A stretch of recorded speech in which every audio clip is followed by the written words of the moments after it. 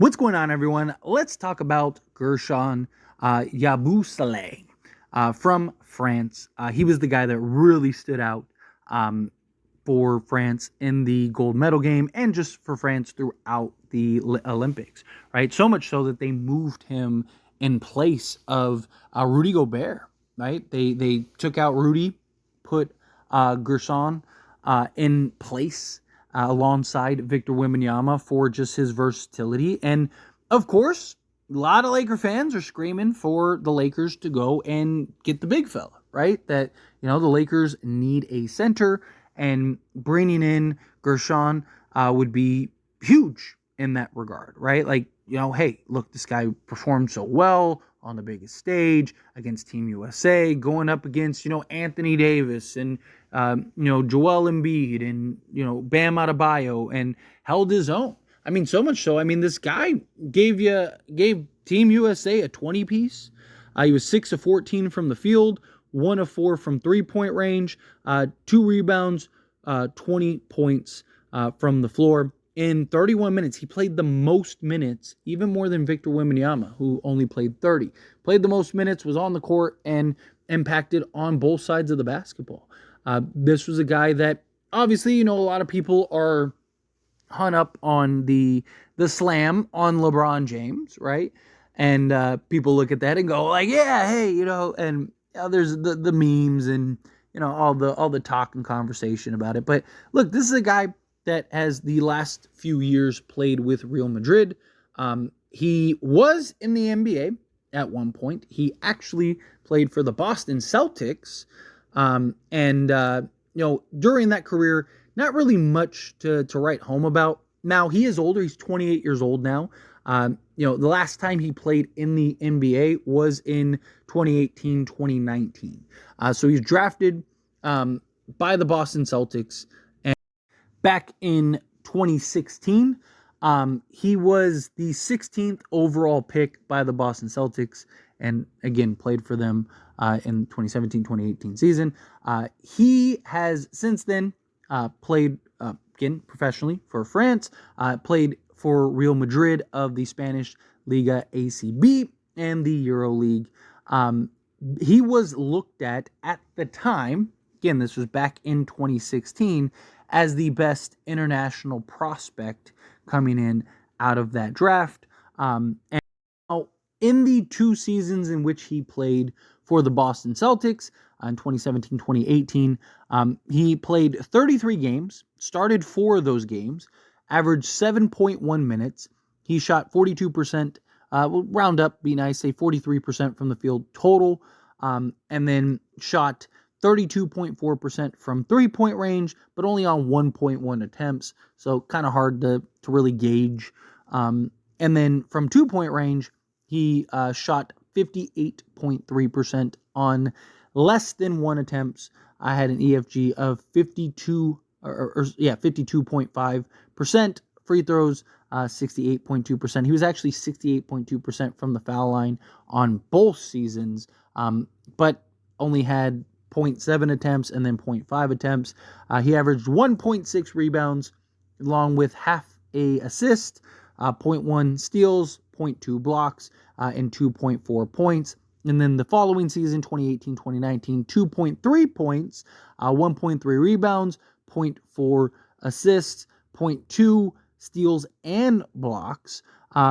2-point range, shot 53.1% on 1.2 attempts, 32.1% on 0.7 attempts from 3-point range, and then played 6.1 minutes. So actually played 1 minute fewer, but played in 41 games that season and 1 game started. So again, not really much to write home about. Not really much to go and point to and go, oh man, this was a great guy that, this, that, and the other. Now, the thing is about Guerschon is he's undersized for a big fella. Now, look, he's listed as a power forward. That's what he played with the Boston Celtics. It's what he played with France, right? Slotted alongside Victor Wembanyama. Do we really need a power forward if you're the Lakers? Right? Again, I get it. The poster dunk, him, drop a 20, look great, right?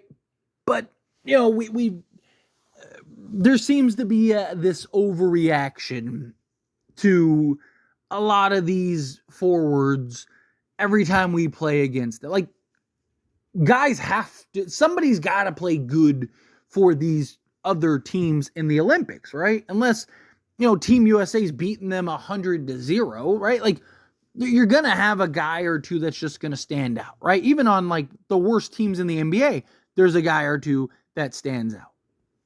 It's how it goes. Somebody's got to score, somebody's got to rebound, somebody's got to, do stuff out there.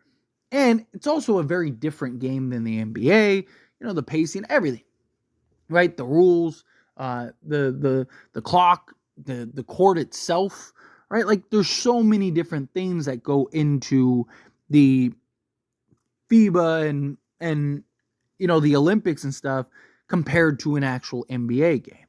And I mean, look at Evan Fournier. Evan Fournier, every Olympics, every FIBA, the guy plays like he's, prime Michael Jordan, and then he goes to the US and plays in the NBA, and he's nowhere near the kind of player he was in the Olympics. I mean, Ricky Rubio was looked at as a prodigy that was torching Team USA at like 15 and, was a role player in the NBA. I mean, there's countless guys. Bruno, like, couldn't even hack it in the NBA, was out of the league. And the dude's dropping like 40 in the Olympics. Like, again, it's a very different game. Very different. And again, some of these guys, they're more accustomed to those rules. They grew up playing those. It's very different. But again, I don't mind taking a flyer on some of these guys. You want to bring in Guerschon and have him as like a training camp invite and see what he can bring, see what he can provide. Sure. But he'd be an undersized center at 6'8". Now he is like 270, 275, so he does have some good size on him. Don't get me wrong. He has good lower center of gravity, good, nice and bulky, right? Which would be nice for the Jokic, the Embiid matchups, right? The Zach Edey's, the big fellas, right? He'd be great in that regard as just like a guy that you can throw out there and, give a hard foul. You play with energy, play with effort.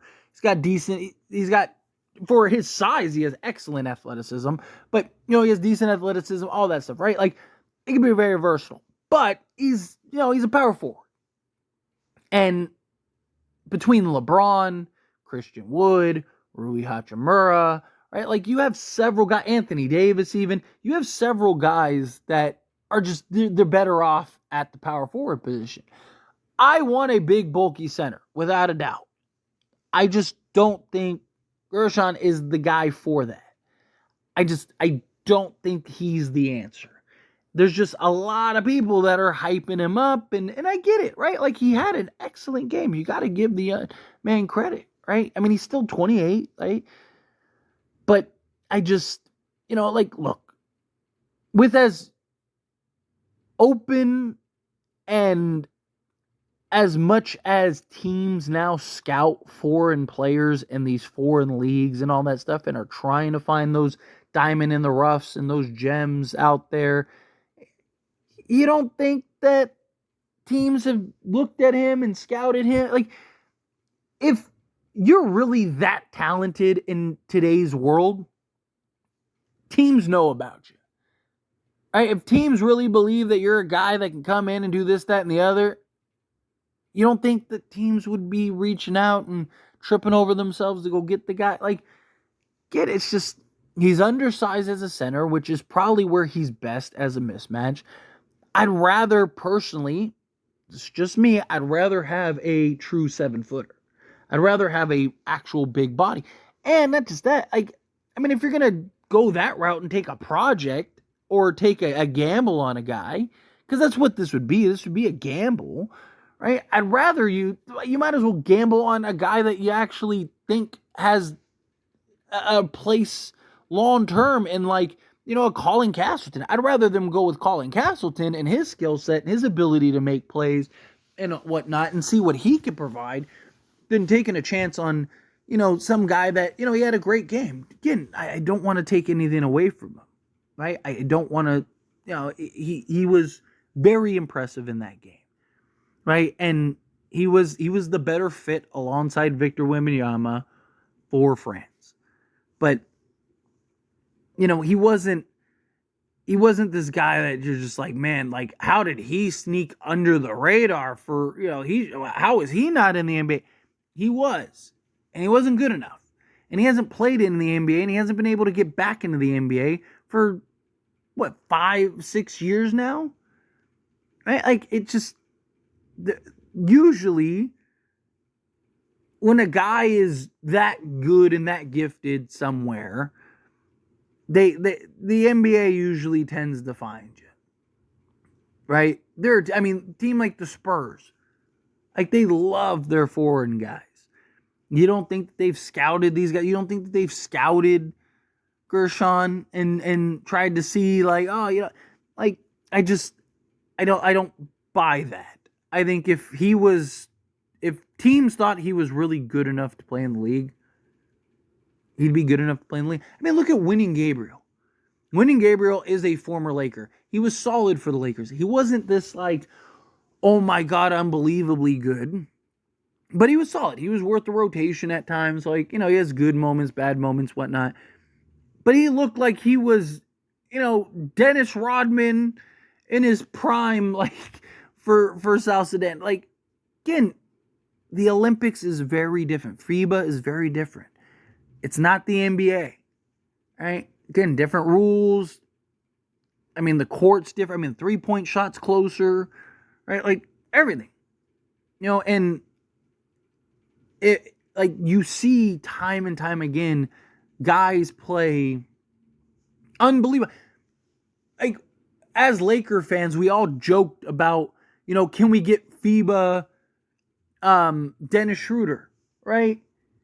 Can we get a FIBA Dennis Schroeder, please, right? Like, because Dennis Schroeder in FIBA and the Olympics is a completely different player than he is on the Lakers in the NBA, right? I mean, he's a journeyman at this point in the NBA, but when he's playing in the Olympics and overseas and playing for Germany, I mean, he's a superstar, right? I mean, looks like he'd be a top 10 player in the NBA, but then you get to the NBA, we know what that looks like. So I'm just saying, like, again, I get the hype and the excitement on some of these guys. And yeah, I would love to find a diamond in the rough or something like that. But realistically, if he was that good, he'd be out there. But anyway, as always, this is my opinion. I pass the question on to you. This is a discussion. So let me know your thoughts and opinions down in the comments below. What do you think? How do you feel? What are your thoughts? Do you agree? Do you think, like, yeah, it's just, it was a good game in the moment. It's not the same thing. Do you think, no, like, hey, give him a training camp invite? Like, if the Lakers want to bring him in on a training camp invite, just kind of take a look at him, sure, why not? Go ahead. But I don't see him actually making the roster, personally. But anyway, again, how do you feel? Whatever your thoughts are, love to hear it. Let me know down in the comments below. That being said, if you haven't liked this video, hit that like button. Helps me out. So you enjoy these types of videos. Truly appreciate it. Not subscribe to the channel, hit that subscribe button. Turn on the bell notifications.